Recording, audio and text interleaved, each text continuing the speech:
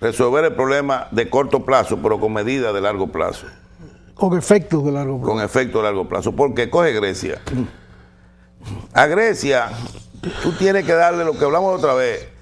Tú tienes que buscar una forma de monetizar un poco la economía griega. Tú no la puedes secar de manera tal que al final de cuentas nunca va a poder recuperarse económicamente para poder pagar los compromisos que está asumiendo.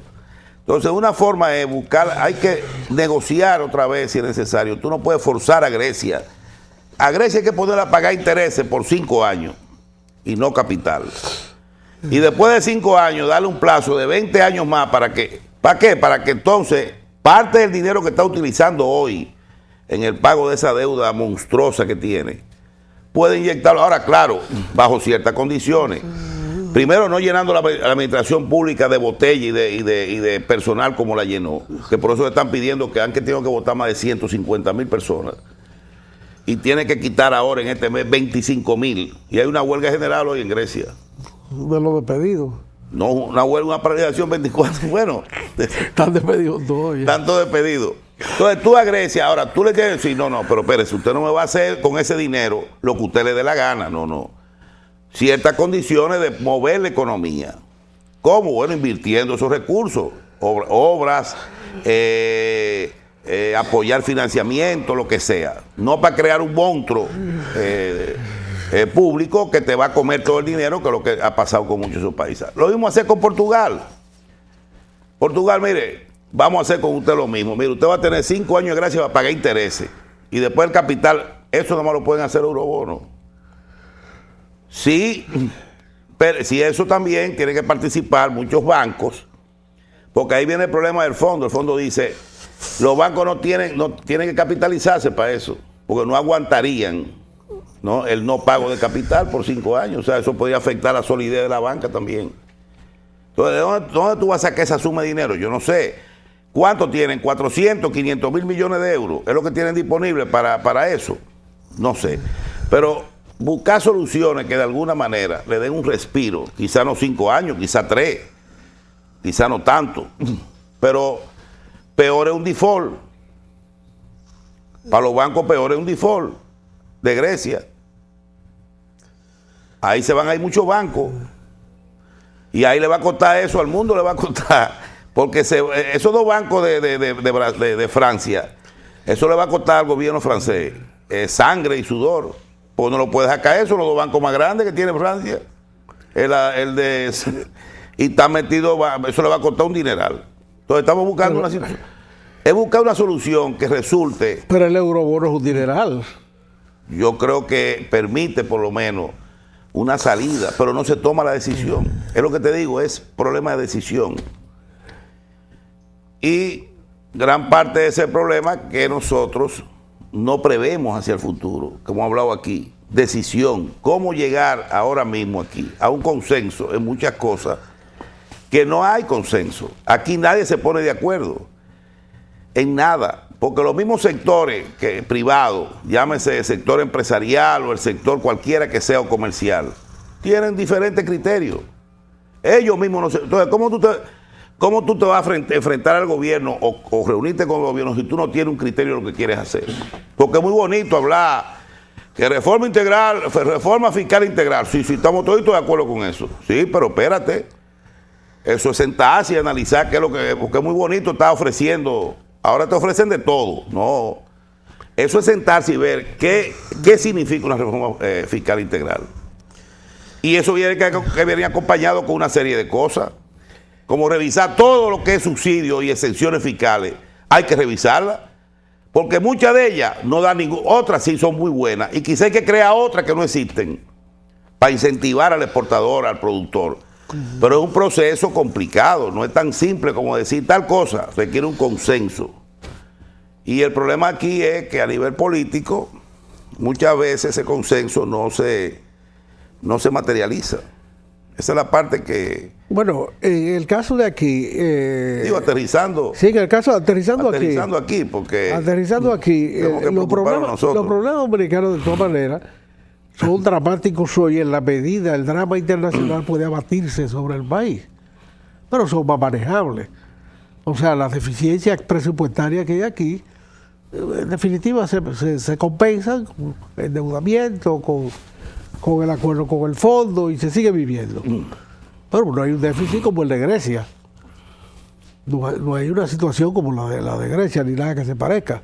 Evitar llegar ahí, lo importante. Evitar llegar ahí, claro. Y naturalmente el recurso del endeudamiento, que es un recurso coyuntural, se ha mal usado. Ya estamos manejándolo de tal manera que la parte del servicio de la deuda se coge una parte del presupuesto tan importante que obliga a un refinanciamiento permanente de la deuda. Es lo que pasa en esos países de Europa que ahora tú ves que los vencimientos son diarios. Sí. ¿Te acuerdas que hizo un comentario hace como 15 días o 20 días? Usted decía, mira, en Grecia el pago de la deuda, capital interés, representa el 53-52% del presupuesto. ¿Te acuerdas? Te mencioné eso. Aquí tengo un 40%. A veces no es el problema de la deuda con el PIB. Ok, Grecia tiene una deuda respecto al Producto Interno Bruto. La deuda es casi 2 veces lo que produce el país un año entero. Vamos a hablarlo así para que la gente lo entienda. El PIB, el Producto Interno, es lo que produce todo lo que genera, el valor que genera un país en un año. En términos de consumo, inversión, bla, bla. ¿Qué pasa? Ese PIB, medido así, ¿verdad? Toda la producción. Grecia tendría que dedicar 2 años completos para quizás llegar a pagar la deuda que tiene 189% del PIB. Nosotros, ¿qué estamos? 41, 42, ahora no sé, hay que recalcularlo con todos los cuartos que han entrado últimamente. Pero estamos dedicando casi un 40% del presupuesto a pagar esa deuda y Grecia dedica un 53% para pagar. Es que los vencimientos nuestros están muy próximos. Nuestra deuda es prácticamente a corto plazo. Ese es un problema. Y esa es la cosa que hay que también revisar. ¿Cómo podemos reestructurar esa deuda? Exacto, eso es de ley. El próximo gobierno, más que llamar al Fondo Monetario Internacional para un programa de ajuste interno, tiene que recurrir a la asistencia internacional para una prolongación de los vencimientos de la deuda, si no, no va a poder gobernar. No va a gobernar. Oye, tú tienes 40% de los ingresos comprometidos, pues te va a pasar el año contratando préstamos para poder pagar esas cosas, porque si no, no trabaja. Esa es la diferencia. Pero lo de aquí es manejable. Yo creo que no es una cosa de volverse loco. A mí me preocupa, y me preocupó desde el primer momento, que la fórmula de los bonos soberanos pueda convertirse en un recurso reiterado. Ya se está convirtiendo en un recurso reiterado de endeudamiento que no tiene tanta elasticidad en términos de proposiciones de pago como los endeudamientos con las entidades internacionales. O sea, eso no es negociable. Solamente se puede negociar de una manera, haciendo emisiones de más largo plazo y vendiéndolas para pagar eso. Pero bueno, no es fácil. No es fácil jugarle ese ámbito a los mercados, porque ellos saben lo que significa. Ellos saben, cuando tú sales a vender a 20 años para pagar una deuda a 8 años o a 10 años, porque tú estás negociando una proposición. A ellos no se les escapa. No, ellos tienen que decírselo. ¿Qué?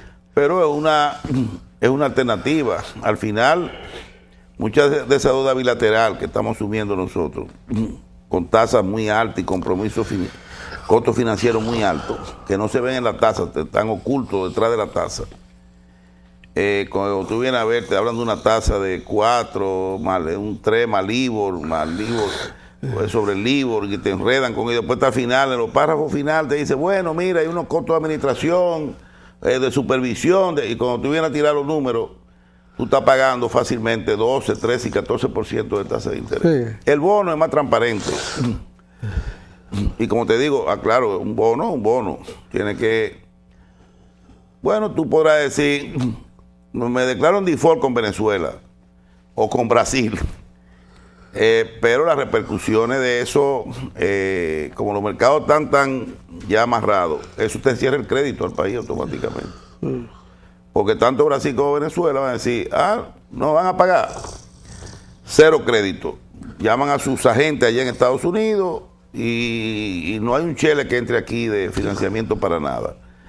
Como quiera es un problema, pero como tú dices, se puede buscar la forma de cambiar deuda de corto plazo cara por una deuda, como digo, un bono de 10 años, ¿no? O 15 años, que reduzca el costo financiero de esa deuda, porque estamos hablando aquí de que casi de interés estamos pagando un 35% de ese monto, de los 100 y pico de mil millones que pagamos por capital intereses, casi 40 mil millones de intereses. O sea que tú, cuando tú vienes a ver, negociando esos plazos y el tipo de concesión que tú consigas como préstamo, tú puedes ahorrarte 10, 15 millones con tasa de interés más baja. Pero hay que ver los mercados cómo aceptan esos bonos. Cuando tú le digas que es para ¿cómo se dice? Para pagar otras deudas. Bueno, las bilaterales, por ejemplo, que son grandes con España, son grandes con Venezuela, son grandes ya con Brasil. Con Brasil. Tienen unos componentes políticos que le hacen de fácil manejo. Ya se puede posponer, incluso posponer el pago de capitales para el fin del ciclo, en una negociación bilateral discreta, sin mayor bulla. Siempre que se negocie. Sí. Lo que el país jamás puede es dejarla vencer y dejar vencer una cuota externa, porque eso tiene repercusiones mortales. Eso sí, ahora si tú lo negocias con el país y hace un acuerdo, renueva el acuerdo y pospone plazo, pago de capital, eso todo se puede, pero previo a una negociación. Por ejemplo, ya con Venezuela el año que viene hay que comenzar ese proceso, porque a pesar de que los términos del acuerdo con Venezuela son muy benignos, ya tú tienes vencimientos. Pero ya mucho dinero. Ya tú tienes vencimientos superiores a 100 millones de dólares el año que viene, que no son tonterías. Y si tú le metes ahora 50,000 barriles diarios, como está aumentando, aquí esa deuda se va a disparar a 3,000 millones menos lo que canta un gallo. Vamos a estar en 3,000 millones de dólares con Venezuela. Estamos en 2,300 y pico ya. No, claro, ya se va a subir, pero los vencimientos son a 25 años. El plazo de pago es a 25 años. Y hay un periodo en que solamente se pagan los intereses. Pero ya el año que viene, antes de los 50,000 barriles, ya hay que pagar 100 y pico millones. Sí, ya son 100. Este año hay que pagar 70, prácticamente eso está resuelto por los acuerdos. 100 y pico millones, son 40,000 millones que hay ahí. Como 4,000 millones que hay ahí. ¿Cuánto dice que hay que pagar el año que viene? 100 y pico de millones. 100 y pico y casi 5,000 millones. De peso. Bueno, de peso. Pero en fin, lo importante es la concertación. La concertación. Aquí se ve diario en la prensa noticias que realmente comentarios, opiniones, todo el mundo con un criterio aparte, pero no hay un consenso ni en las organizaciones privadas, ni la hay entre ellas mismas, no lo hay. Ya llámese sector, cualquier sector, comercial, turístico, la misma cúpula del CONEP, que a veces tiene sus diferencias, y también un acercamiento con el gobierno porque tú no puedes esperar y que vengan unas elecciones para después venga un cambio. Hay muchas cosas que hay que resolverlas ya. Ya. Todos los días hay que resolver cosas. Todos los días, pero hay decisiones que hay que ir tomando, porque cada día nos vamos metiéndome en el barro. Y va a llegar un momento que para sacarnos de ahí vamos a tener problemas. No podemos seguir, hay que resolver algunas cosas que son vitales, es mi modo de ver. Por ejemplo, el presupuesto de la nación. Cada vez que yo me adentro en el presupuesto, que tengo ya la propuesta que preparó el gobierno, tengo copia de ella, me siento muy preocupado, porque cuando analizo esa cifra, simplemente no sé de dónde diablo vamos a financiar un presupuesto de 430,000 millones, cuando el propio gobierno dice que va a bajar los recursos externos el año que viene, van a ser menos. Ellos mismos lo dicen, ahí aparece, de 100 y pico de mil millones va a bajar como 84,000. Entonces, ¿de dónde va a salir? ¿Dónde van a buscar casi 54,000 millones adicionales? de los bancos locales, de más impuestos, no lo dice. Entonces, son interrogantes que se necesita en este momento, que se reúnan los grupos, gobiernos, con la sociedad civil, con el sector empresarial en general y discutan ese presupuesto. Porque eso es un presupuesto de un año electoral y hay que tener mucho cuidado, porque también no podemos dar el lujo de coger ese presupuesto al año que viene y, como dice Bernardo Vega, de guañangarlo.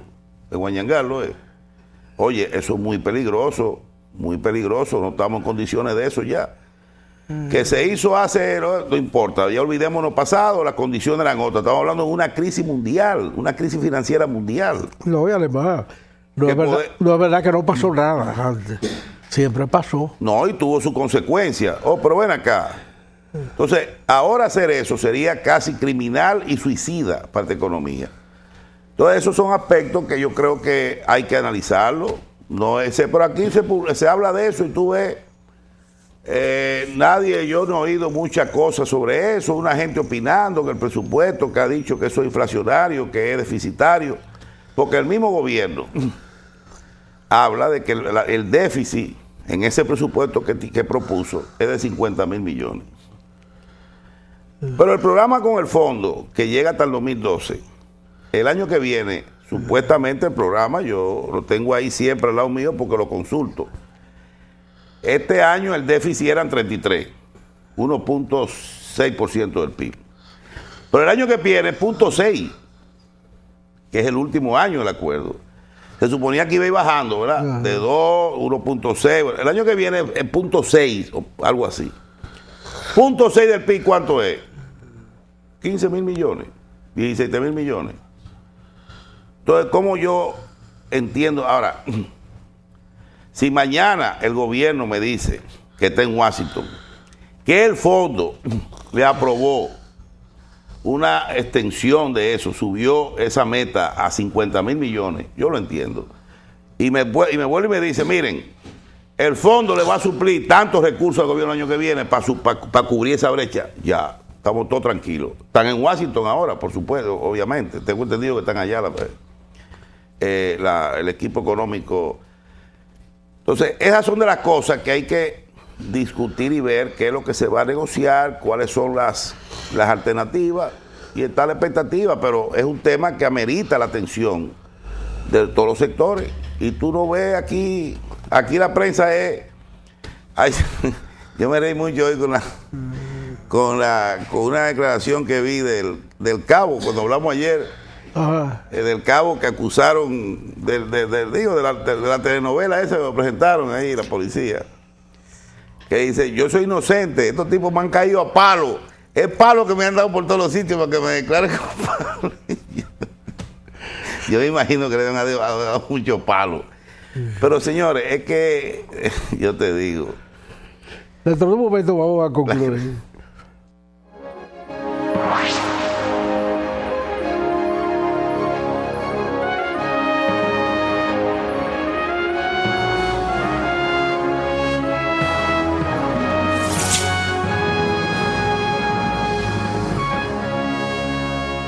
Ven a descubrir el secreto de ser una chica Barbizon. Con nuestras clases de pasarela, poses, actuación, buen vestir, maquillaje, etiqueta y protocolo. En nuestros entrenamientos para niñas, adolescentes y adultos, aprendes a proyectar lo mejor de ti. Y recuerda que tú también puedes ser una chica Barbizon. Plaza Lope de Vega, tercer nivel, teléfono 809-732-9303. Nuestros hijos serán el pilar de los retos futuros. Es por eso que un enfoque en una férrea educación orientada a los valores familiares se hace cada vez más necesarios. Por esta razón, nuestro Colegio San Paul abrió sus puertas para poder contribuir en la formación de la sociedad del mañana. Seleccionamos y capacitamos permanentemente un personal de vasta experiencia en el área docente, con enfoque en las diferentes ramas de la pedagogía, excelentes relaciones humanas y familiares que aseguran a sus hijos una educación al nivel de los mejores estándares. San Paul, educando con valores para los retos del futuro.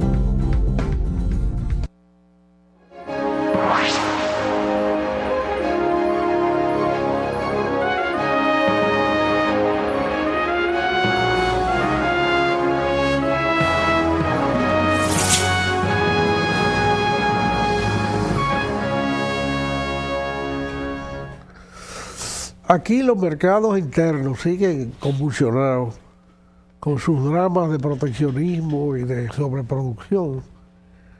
Los arroceros están dados al diablo en el Cibao con camiones y tractores porque el recurso que se pretendió anteriormente de la pignoración ya no puede funcionar más porque se han juntado dos cosechas. Nos van a seguir pignorando a que crezca el almacenamiento. Y la decisión de reducir las áreas de siembra es una decisión individual de cada agricultor.